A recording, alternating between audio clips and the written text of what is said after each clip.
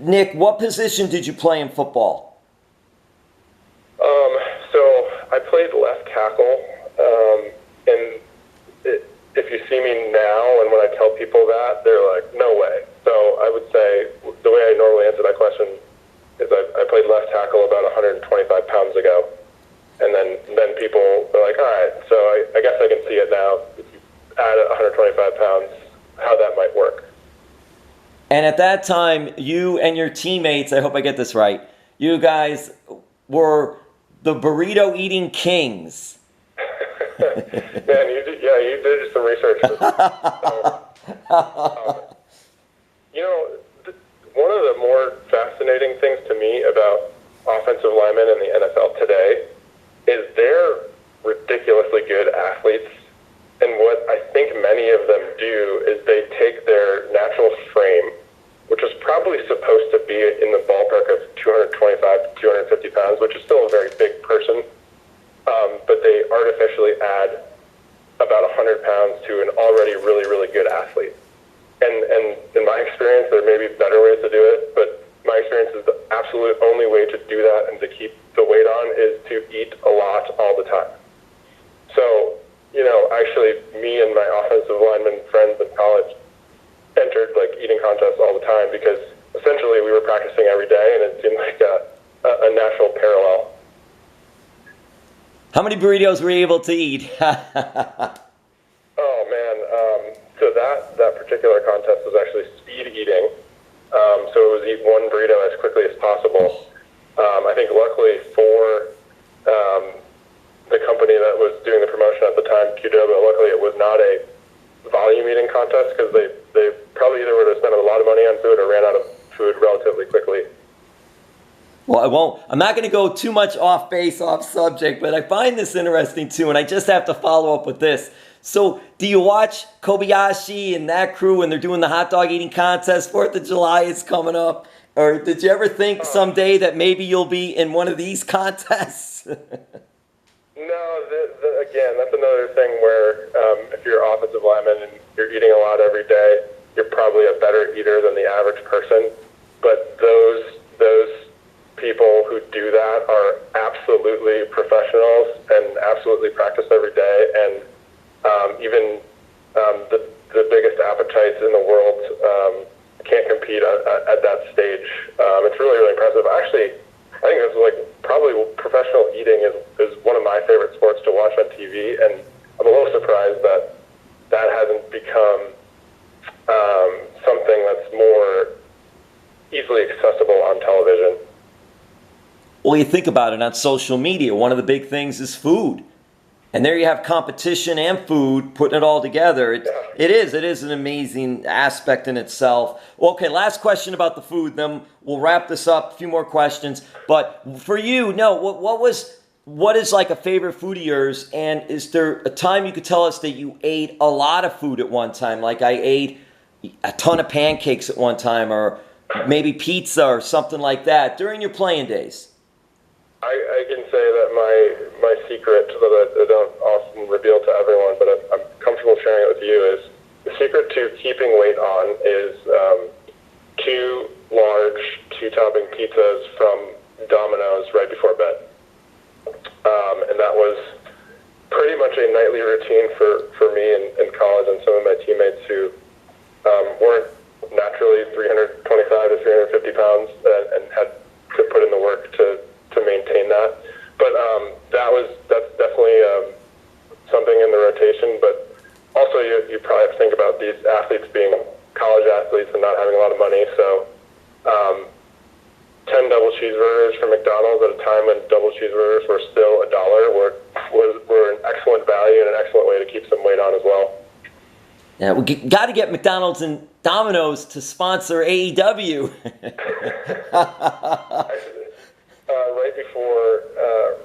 Right before our call, I just had a team sponsorship call with AEW, and it's interesting because an NFL team, we have a sponsorship department, and usually the way that works is the sponsorship department is making outbound phone calls, and they're talking about their brand, and they're talking about why other people should be interested in their brand and the opportunities for partnership. So far, far at AEW, it's almost been the opposite.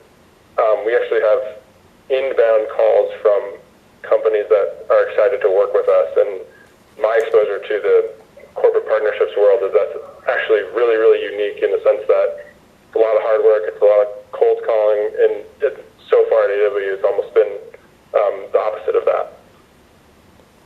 Were you a fan of pro wrestling growing up? Yeah, I was, and I actually think that one of my perspectives that's probably valuable to AEW is I would consider myself a lapsed wrestling fan. And we're actually targeting that fan base as a fan base with a lot of opportunity and growth potential. So I was a wrestling fan. I am a wrestling fan again now, and that's not unique. A couple days ago we had our show in Daytona Beach Fighter Fest, and I actually had the opportunity to sit down and enjoy most of the show, and was surrounded by fans and had an opportunity to interact with them. And that story is not unique from a sense that I heard that personally from dozens of people a couple days ago, and that's great because that's part of the plan and part of the idea and part of the reason why we think that we have a chance. Were you a Chris Nowinski fan? I know Chris personally, actually. He's a great guy. Harvard grads, right? Yeah. Harvard grads eventually rubbed shoulders at one event or another. But well, he's doing a lot of good things with concussion work. Athlete, and again, he's one of my favorite wrestlers because of the sort of heel shtick that he had. And there are some parallels actually between him and one of my new favorite wrestlers who works for AEW, MJF, sort of the cocky, arrogant, Ivy League-esque kid who I don't think accurately describes me, but certainly accurately describes some people who I've come across in my life. And I actually think that's why he's a compelling character, because he plays it so well. And there, unfortunately, are actually people out there like that. So MJF plays that character all the time, too. He lives that character. It's great. But getting back to Chris, I know Chris is doing a lot of great work with concussions and head trauma. And, of course, that's a big thing with the NFL, pro wrestling, any physical sport. So it's interesting to see that you were able to cross paths with one of your Harvard brethren. I was just wondering what it was like for you meeting Chris, talking with him a little bit, and also what football was like at Harvard. So yeah, again, Chris is a great guy. I knew him before I would say he was famous. We had an internship back in college at one of the same places, and we were able to connect via that network of people. But no, he's great, and he is no surprise that he ended up where he is today. He's a really smart guy, really motivated guy, really humble, genuine person. But regarding what football was like at Harvard, Harvard is a legitimate Division I program. I played alongside people on my team while I was there who are former NFL athletes, and actually one current NFL athlete, Ryan Fitzpatrick. So, I mean, there are people there that are really special in the sense that smart enough to go to Harvard, but also a good enough athlete to play on the football team at Harvard. And, people say that the transition from college to pros is significant, and I absolutely believe that, and I've seen it. But compared to my competition at practice at Harvard in college to some of the other rookies I had the chance to play against in practice or get to know, I would say that very much on the same level. And just because Harvard isn't on TV all the time and people don't even know they have a football program sometimes, doesn't mean that there aren't great athletes that also play there. Yeah, I think it's interesting, too, because I think when you think of Harvard or any of those types of schools, obviously you think of the education value of the Ivy League, but there have been some really good athletes to come out of the Ivy League schools. Yeah, and there's some that people may not have heard of. I actually think in my entire football career, the hardest person to block ever was a guy that I played with at Harvard. His name is Desmond Bryant. He was a free agent for the Oakland Raiders and ended up having a really nice NFL career. We believe he ended up with the Cleveland Browns. But that's a guy that I went against in practice every day, and I still to this day said he was the most impossible person I've ever gone against to block. And that includes other NFL players that I went against in practice and CFL players that I went against in practice. So, yeah, there's some people that can do more than one thing at a really, really high level at Harvard, and that was one of the best parts of the experience for me. And getting that Harvard education is awesome. It's excellent as well. And being able to be an athlete and also an Harvard grad, that obviously has to make you very attractive to businesses like the Jacksonville Jaguars or an AEW. I would like to think so, but what I would say is really valuable is that you're battle tested by the time you're 21 years old and you graduate from college. So if you're at an Ivy League school, you can imagine just the workload itself and the homework and the class schedule. That in and of itself is a full-time job. And as you know, being a Division I athlete also in and of itself is a full-time job. So there are kids who go to an Ivy League school when they're 18 years old. They spend 4 years there. And for 4 years, they're battle-tested in the sense that they're doing 2 full-time jobs for 4 years. So by the time you get to a quote-unquote real job where you're sitting at a desk, that's so easy. And I think that, to me, that's why people should go out and hire ex-college athletes, because no matter what you throw at them on their first day at the job, when they're 21 years old, they've probably done something way, way harder already, and they'll get it done quickly and easily without much complaint. We're going to wrap this up. And Nick, thank you so much for spending time and talking about AEW, about the Jaguars, and about you. I really appreciate that. A couple of things that you mentioned I want to touch base on before we go. You mentioned Ryan Fitzpatrick. So were you blocking for Ryan Fitzpatrick? Yeah, I was blocking for Ryan Fitzpatrick, and if you notice, he was healthy and upright in the pocket for most of his college career, and I'd like to think I'm a small part of that. I'd brag about that from time to time. So, yeah, I had the opportunity to block for him, and then when he did get into trouble now and again, people don't realize this about his game, but he's really fast, and especially his talent in the Ivy League. So if he ever got in trouble, he would take off and pick up 15, 20 yards a clip whenever he decided to pull the ball down and run with it. So easy guy to block for in the sense that he made you look really, really good.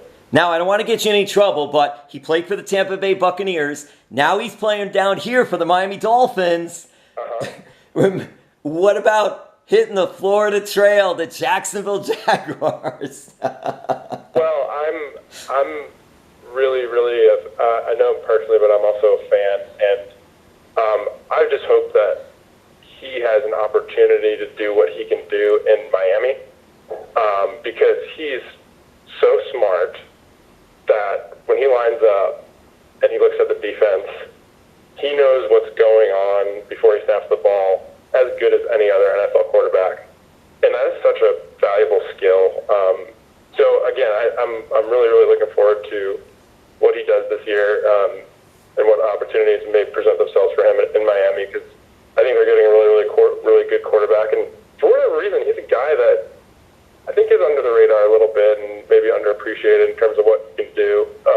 There's a reason he's been in the NFL as long as he has been. Did he have that big beard in college? No, he was pretty clean cut in college. I don't know where that came from. I mean, if anything screams pro wrestling, it's Ryan Fitzpatrick. Look at the guy now. No, he gets the self-branding marketing aspect of it for sure. What I like about the beard is, like, when he was a clean-cut guy in the Ivy League, you have preconceived notion about, a clean-shaven guy that plays in the Ivy League, whereas the beard kind of makes you seem more approachable and more sort of lax attitude to life in a very good way. And I think the beard is more him, in the sense that he's a jokester, he's a prankster. I think you saw some of that, when he was featured on the HBO show. At this point I don't even remember what team it was, but people are starting to get to know him a little bit better, and I just think that the beard fits his personality. Yeah, when he was with Hard Knocks, right? Correct, Hard Knocks, thank you. Okay, now we're going to end this, and obviously we're going to end this big. So we have All Elite Wrestling, big show Saturday, July 13th at Daly's Place Amphitheater in Jacksonville. The event's proceeds will go toward victims of gun violence, and that's where we're going to end it with. So important to be community involved. The Jaguars are community involved. AEW is getting community involved. Why this charity? Why pick this? Well, you're right, and thank you for steering us back there. And I think it's absolutely the appropriate way to end this conversation. So there's this wonderful organization in Jacksonville called the VAAC. That's the Victim Assistance Advisory Council. Basically, what that organization is people from the community of Jacksonville who are handpicked by the mayor's office from all walks of life, whether it's police and firefighters, whether it's businessmen, whether it's local nonprofit leaders. There's a group of people that volunteer their time, and they get together for situations where there's a larger incoming donation. And as a team, as a group of influencers and people in the community, they get together and they figure out the best way to spend those funds from a standpoint of how are we going to spend this money in the way that can maximize impact. So we're really, really thankful to have the opportunity to work with them, and we're really, really looking forward to the sort of impact that they can have in Jacksonville because of how involved each one of these people in the VAAC is in the community. Nick, thank you so much for taking the time. I really enjoyed this, and I hope we get to speak again down the road. Looking forward to it, and thank you so much for both your support and interest of AEW. Happy to spend some time with you today.